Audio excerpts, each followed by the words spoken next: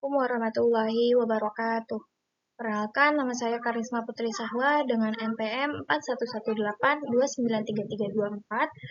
41182933240003. Mahasiswa dari program studi Perbankan Syariah.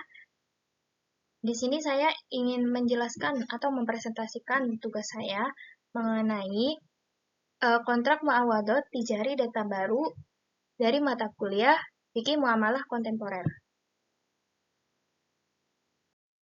Yang pertama, di sini muawadhat. Pengertian kontrak muawadhat. Muawadhat berasal dari kata iwad yang berarti imbalan atau kompensasi. Jadi, kontrak muawadhat adalah akad yang melibatkan pertukaran antara dua pihak. Misalnya pertukaran barang dengan uang, barang dengan barang, atau jasa dengan uang.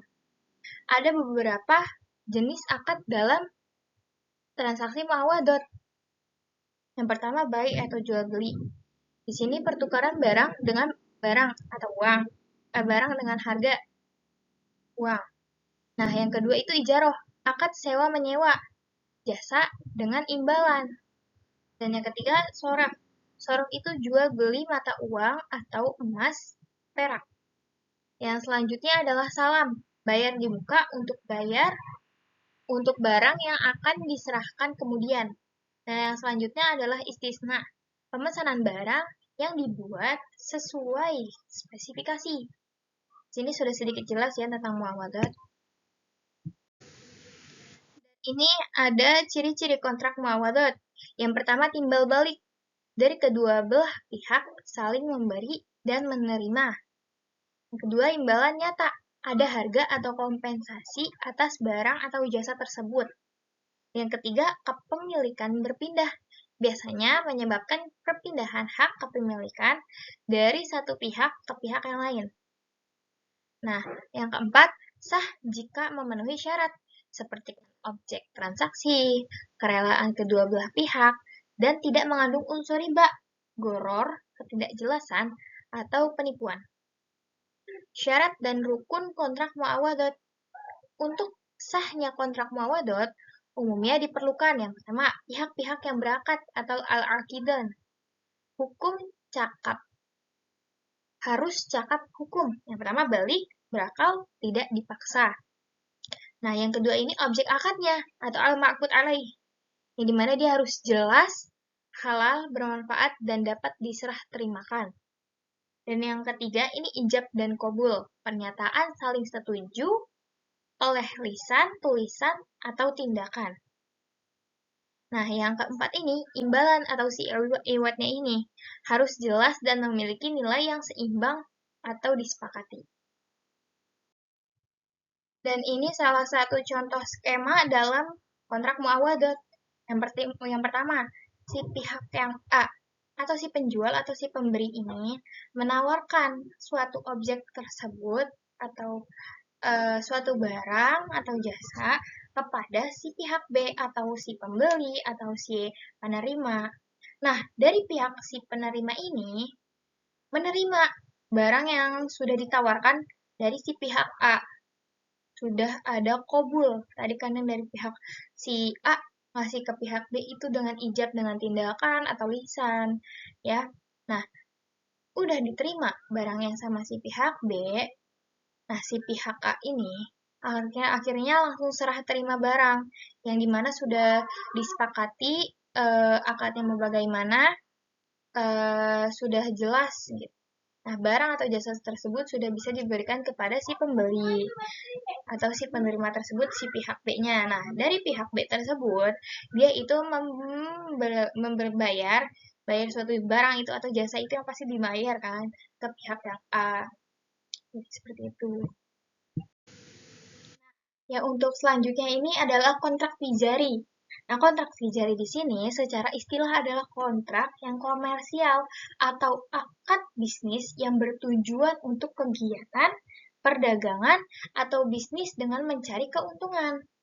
Nah, dalam konteks fikih Islam, kontrak tijari adalah kontrak yang mengandung muamalah bisnis yang bertujuan menghasilkan laba. Ada beberapa syarat dalam tijari. Yang pertama, ada pihak yang berakad. Dua belah pihak harus cakap, balik, dan berakal. Yang kedua, barang atau jasa yang dijual. Objek tersebut akad harus halal, jelas, dan milik pihak. Nah, yang ketiga ini ijab dan qabul. Adanya penawaran dan penerimaan yang jelas dan tegas. Yang keempat ini imbalan atau harga itu. Nah, harus jelas, tidak mengandung riba ataupun goror. Jadi nggak boleh ada yang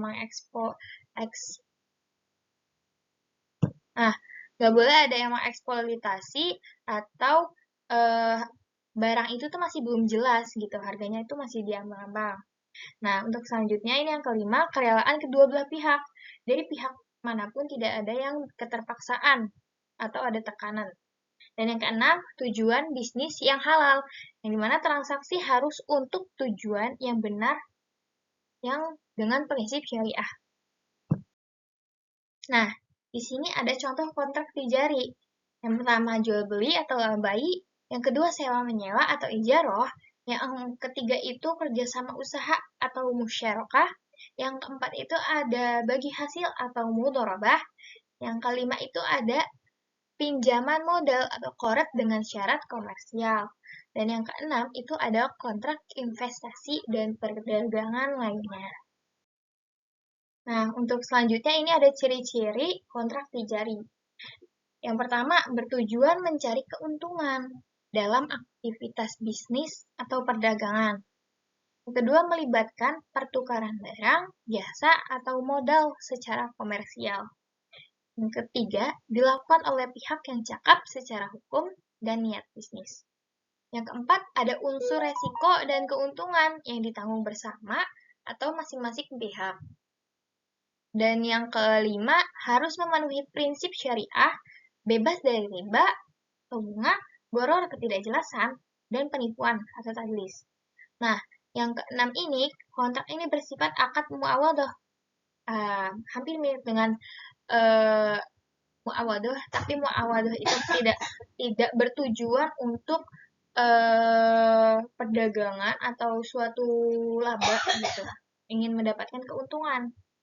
Nah, yang selanjutnya apa bedanya kontrak tijari dengan muawadah? Nah, kalau kontrak muawadah itu jenis kontrak yang ada unsur pertukaran atau imbalan seperti jual beli, sewa, dan sebagainya. Nah, kalau tijari ini lebih luas, yang dimana dia lebih mencakup lebih banyak daripada muawadah. Karena dia itu mencakup seluruh transaksi komersial atau bisnis yang dilakukan secara sah dan bertujuan mendapatkan keuntungan. Nah, di sini ada skemanya kontrak tijari. Sebenarnya hampir mirip, beda-beda tipis sama muawadah.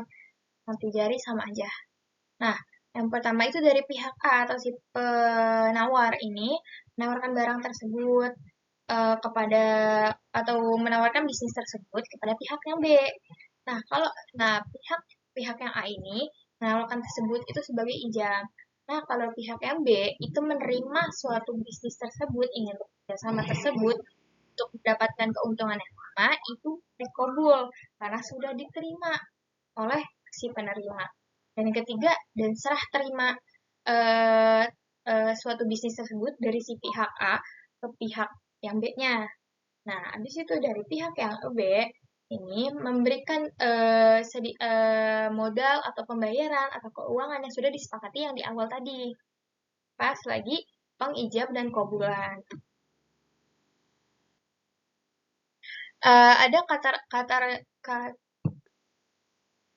Ada karakteristik kontrak tijari juga. Pada tujuan bisnis dan laba, ada unsur resiko dan keuntungan dilakukan oleh pihak yang cakap dan memiliki bisnis. Nah, selanjutnya memenuhi prinsip-prinsip syariah, bebas riba, goror, dan yang lain-lainnya.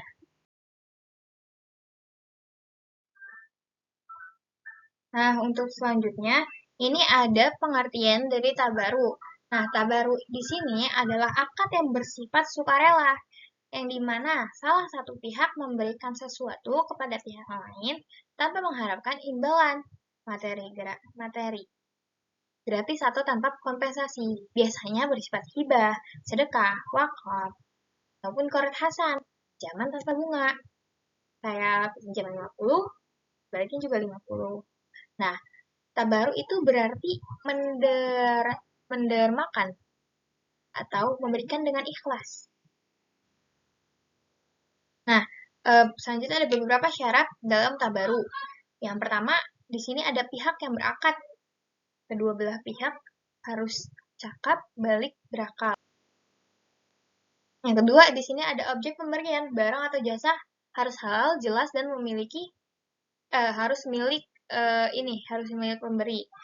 Nah, yang ketiga ini, niat memberi tabaruk. Harus ada niat ikhlas memberi tanpa mengharapkan imbalan. Nah, yang keempat ini ada kerelaan. Tidak ada paksaan dari pihak manapun. Nah, yang kelima ini kejelasan akad. Ijab dan qabulnya harus jelas. Misal ucapan hibah atau pinjaman. Nah, yang keenam ini tujuan pemberian. Tujuan pemberiannya itu untuk apa? Untuk kebaikan atau untuk kepentingan pihak, penerima atau umum. Dan ada beberapa ciri-ciri kontrak tabaruk. Sifatnya sukarela dan tanpa imbalan, tidak ada unsur jual beli atau pertukaran. Nah, didasari pada niat memberi untuk kebaikan atau kepentingan pihak lain. Nah, selanjutnya ini tidak menuntut balas atau komersial secara materi. Nah, yang selanjutnya biasanya terkait dengan amal sosial, bantuan, atau kepentingan umum yang dilakukan oleh pihak yang cakap secara hukum dan dengan kerelaan penuh. Nah, selanjutnya harus jelas objeknya dan tujuan pemberiannya. Nah, contoh kontrak tabaru ini ada hibah atau mungkin kayak kado, bukan kado sih. Kayak udah pemberian aja hadiah gitu. Untuk seseorang memberikan tanpa meminta imbalan. Itu nggak imbalan, nggak di awal ntar abis minjem segini, nanti ada ya ininya, nggak gitu ya. Tapi ini mah emang dari si pemberinya aja nih yang mau ngasih. Nah, habis itu contohnya wakaf, penyumbang harta untuk kepentingan umum secara permanen. Nah, yang selanjutnya qardul hasan, pinjaman tanpa bunga hanya mengembalikan yang pokoknya saja. Yang selanjutnya adalah sedekah, memberi secara sukarela kepada yang membutuhkan. Mungkin sampai sini saja saya mempresentasikan ini. Mohon maaf bila banyak salahnya. Wabillahi taufiq wal hidayah. Wassalamualaikum warahmatullahi wabarakatuh.